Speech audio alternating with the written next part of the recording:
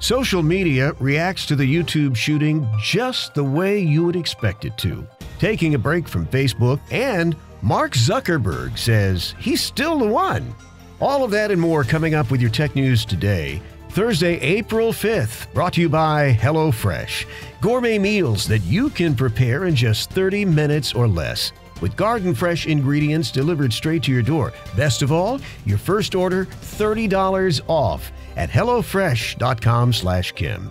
HelloFresh.com/Kim. When the shooting occurred at the YouTube headquarters on Tuesday, the police had not yet arrived when the fake news began. And of course, the best way to distribute fake news is on social media. This time, it was primarily Twitter. Various accounts claim to know all about the incident. They claim to know more about it long before law enforcement. Twitter said it was tracking those accounts and taking action on anything that violates the rules, yet they didn't seem to do anything.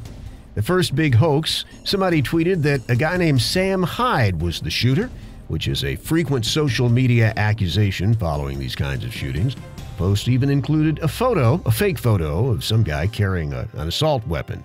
Reddit's subreddits, known for sending all kinds of conspiracy theories everywhere they seem to spread to all the other networks, linked the shooting to anti-gun perpetrators, or they said the suspect was wearing a hijab. There was speculation that the description of the shooting suspect appeared to be the same as the Parkland shooter, Nicholas Cruz. Believe it or not, some people fell for that. Some tweeted out that a Parkland shooting survivor, now turned activist David Hogue, was one of the people involved.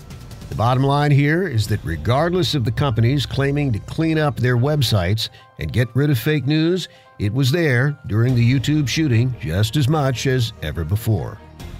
Now, with all the talk of deleting your Facebook account, here's an idea. Why not abstain from Facebook just for 5 days? A new research study out says that staying away from social media, especially Facebook, for as little as 5 days actually reduces the body's stress hormone, cortisol. People feel more relaxed and they sleep better. But for those who are really hooked on Facebook, they initially report that a short withdrawal gives them a reduced sense of well-being. Not knowing what's going on with their so-called Facebook friends if they've been gone for less than a week. For them, it may take longer. But for those who are only occasional users of Facebook, they may find the 5-day break refreshing and relaxing. Try it before you delete your Facebook account entirely. And speaking of Facebook, CEO Mark Zuckerberg will testify before the United States Congress. He'll be in front of the House Energy and Commerce Committee, and the hearing will focus on Facebook's use and protection of user data, which is an interesting note because yesterday, Facebook's founder held a rare news conference. Mark Zuckerberg usually doesn't expose himself to reporters' questions because, well, no one can control what reporters may ask or what they may say. And quite frankly, until now, he hasn't really had to. Now, no matter what you think of Zuckerberg, you can't say he doesn't have the moxie to go out and do these things. As the news slipped out yesterday that the number of Facebook users whose data was stolen wasn't 40 million, it was more than double that. It was 87 million. Zuckerberg was asked by reporters if he thinks that he should still be running the company. Let me read his reply verbatim. He said, "I think life is all about learning from mistakes and figuring out what you need to do to move forward. So yes, I think I'm still going to do the best job at running it." Good for Mark Zuckerberg. He thinks he's still got a handle on things. And he says he's learning from his mistakes.